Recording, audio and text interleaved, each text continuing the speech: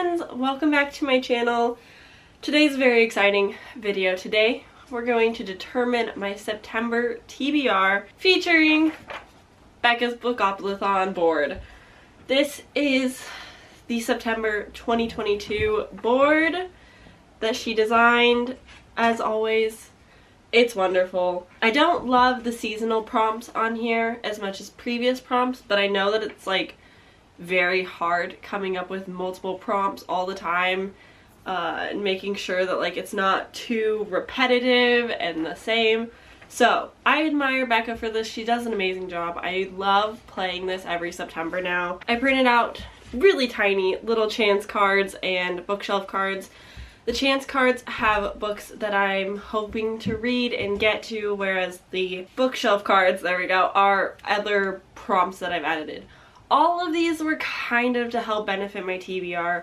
I had some specific things that I really wanted to get to. So let's just jump in with roll number 1.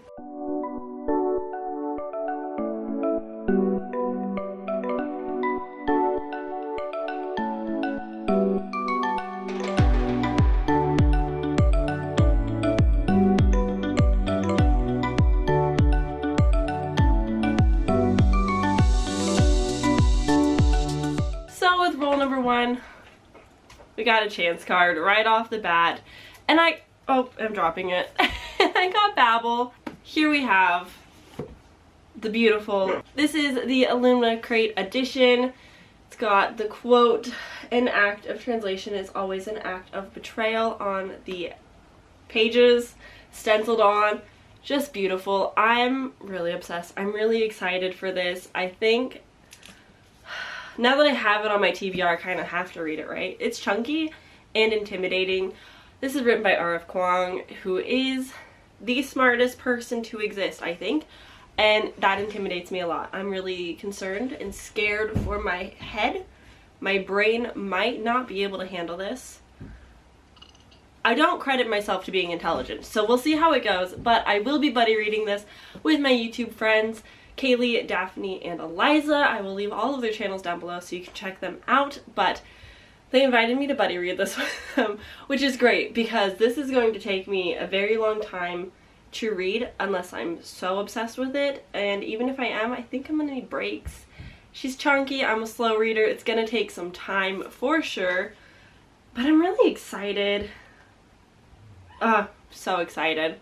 So this is about a boy, a Chinese boy raised in London, and basically knowledge is power in this universe, and they use knowledge to basically conquer other lands, and he has to decide whether he's going to stick with Babel, which is a part of the Oxford University world, or if he wants to join a secret society that's trying to take Babel down. It's the battle of his, basically himself, his ethnicities, how he views himself. I think this is going to be so smart, but so like realistically heartbreaking in ways, and I'm ready. I'm so ready. The reviews have been absolutely fantastic. Wish me luck. And now let's do roll number 2.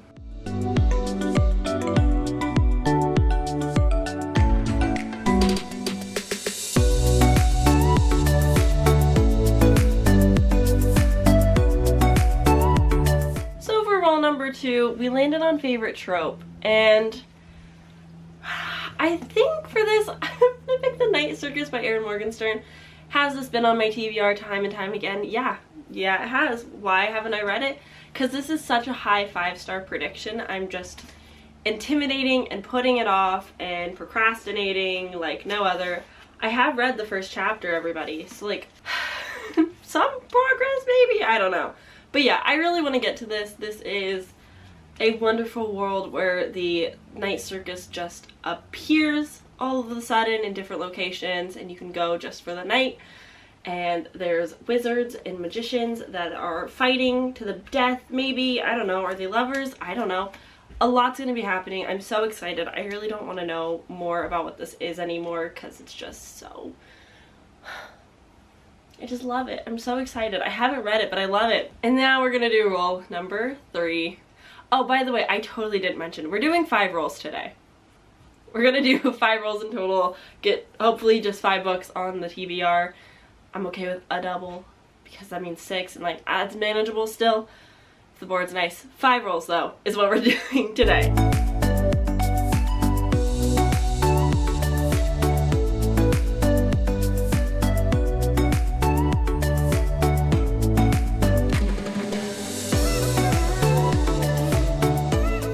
Jinx.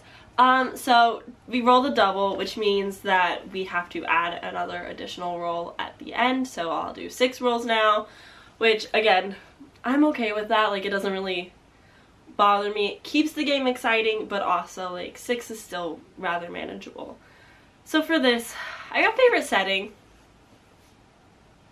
We're gonna read Fable. We're gonna read Fable by Adrienne Young. This is a pirate fantasy romance. That's all I know. This is a duology and looks all pretty. Yeah, I don't really remember much of what this is about. I do know that Kaylee will be very excited that I am reading this. I have a whole video planned for this, I hope. And yeah, favorite setting. I love pirate oceanic books. House of Salt and Sorrow, still one of my favorite books of all time. Partly because of the vibes and the stormy coastal atmosphere. It just reminds me of the coast here in Oregon that I just love. So I love pirate books. I just recently read All the Stars and Teeth by Adeline Grace. So like, it's a summer of pirate books. September's technically going into fall, but like, I'll read it soon.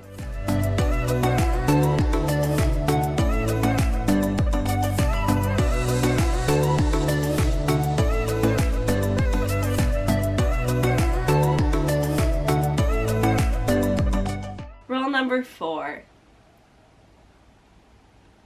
Another double. So now we have 7 rolls, which is okay because we got a chance card, which I'm glad my mom died by Jeanette McCurdy. This book has taken the entire world by storm. Readers, non-readers alike are coming together to read this nonfiction because of the shocking title, and it's caused a lot of uproar, the dumbest controversies, and just apparently an amazing, wonderful story. I am so excited to read this. I have the audiobook, which is narrated by Jeanette McCurdy herself, so like, yes, yes, yes. I'm really excited to get to this. It's definitely going to be a tough read because there are very difficult topics in this story, so check trigger warnings. But I'll take my time with it. I will have some people in my life to talk to about it if it does get a little bit triggering at times, but I am really excited for it. Alright, and now on to roll number 5.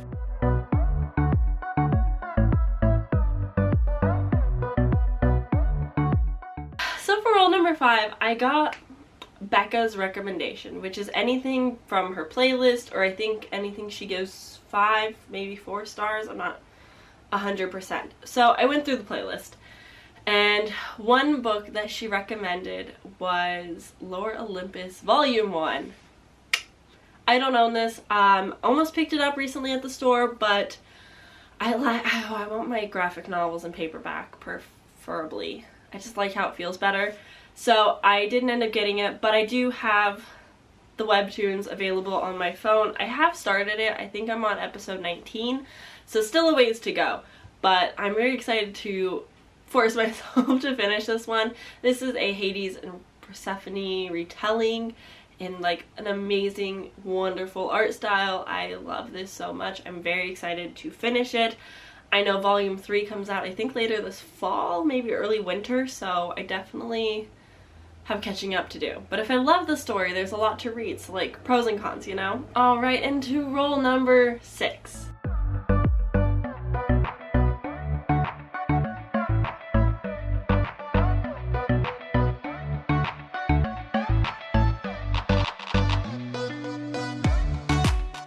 So roll number 6 gave me winter, which I mentioned earlier. I don't love seasonal prompts in general, just because I want different vibes than the seasons. And I got winter, which is not the season that we're in, but luckily there's been a book on my current reads for quite some time now. And I'm gonna read The Ice Palace by Tarji Varas. Yeah, I started this a while ago, have not picked it up since, but I did enjoy what I've read so far. Like, I really enjoyed it. This is a Norwegian author, and it's about these two girls who are kind of going through it. They make this weird friendship, and they go to an ice palace where weird stuff happens, I believe. That's the gist of it. It's very short. It's like 130, 180 pages, somewhere around there. So I should be able to do it. I have the ebook. I've already started, so it should be easy to jump back into this world. I just need to do it. So we're putting it on for winter because snow, of course. It's cold and dark. And finally, roll number 7.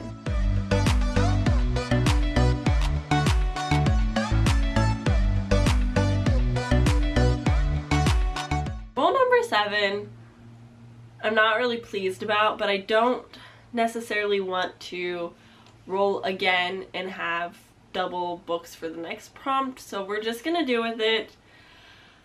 Lowest rated book. Let's see what my Goodreads says. It does not look like I can change the filter on the mobile website. No, I don't have the app on my phone, so I will go check what my computer says really quick, and I will be right back. Alright, so I looked at my Goodreads, sorted my TBR owned shelf by average rating, and it landed on Witches Steeped in Gold with a 3.24. This is a chunky fantasy for me, over 500 pages, which isn't ideal, but this is the Fairy Loot edition, and it is very pretty. I've not heard wonderful things about this book, which has made me a little bit hesitant. So I think I'm going to pick up the audiobook to pair with this and read them alongside each other just to help me get through this a bit quicker. I don't really DNF books, so we're just going to have to, you know, bear through it a little bit. I don't really think it's going to be that bad. I know we follow, I believe, 2 girls. One who's heir to a throne and is magically gifted, but was exiled from her home, and she has a vengeance. And our other main character stole some magic and is the daughter of a self-crowned Dwayne. I don't know, I'm sorry. And her existence is a threat to her mother's rule, but she doesn't want to die to strengthen her mom's powers, so their sworn enemy, 2 witches, enter a deadly alliance to take down the woman who threatens both their worlds. Dione Carrot. But revenge is a bloody pursuit, and nothing is certain except for the lengths Uriah and Jasmine will go to win this game. So, yeah, it's a revenge story where 2 witches come together. I think this has potential to be good. My standards aren't really that high for fantasy. I think that I can kind of come at this at a more gentle outlook, maybe. I hope to find things in this that I can enjoy. I really love this cover. I think that this has potential to be good, and maybe just like better, well-versed fantasy fans, readers have like higher standards than I do. I'm not sure, but we're gonna read it, we're gonna find out. So that's the TBR. So here we have some chunky books, as well as Lore Olympus, The Ice Palace, and I'm Glad My Mom Died. I think this is manageable. I think this is doable. This is a very black stack of books on my black bookshelves, but I definitely think this is manageable, especially because I have the audiobook for these 2. I have friends that'll hopefully get me through this one. If I struggle a little bit, they'll like encourage me to keep reading if they get ahead. And I just need to get over my fear of reading 5-star predictions. So it's a solid TBR overall. It's gonna be tough because I definitely was in not a reading slump in August. I was just way too busy to actually read. So hopefully this will help a little bit. 2 honorable mention books that I did not fit on this TBR that I'm hoping to read. include All of Our Demise. This is by Amanda Foody and Christine Lynn Herman. This is the second book in the All of Us Villains duology, which I've been reading and I'm loving, and I just need to read this. Like, I don't want to wait any longer to get to this beautiful book that I'm so excited about. So definitely gonna try and read this in September. Hopefully not ignore my TBR to read it, but you know, read it. And the final book that I'll be getting to, which I ordered as an add-on to my book of the month, is The It Girl by Ruth Ware, because this is September's Literally Dead Book Club pick. So I'll definitely be reading that as well. So all of those combined, that's the TBR. Thank you guys so much for watching. I hope that you enjoyed. Give this video a like if you did. Subscribe if you want to see more from me. I try to post 3 times a week. And let me know down below in the comments what's on your TBR for this month. I'd love to know. But that's gonna be it. Thank you guys so much for watching. I will see you very soon in my next video. Bye!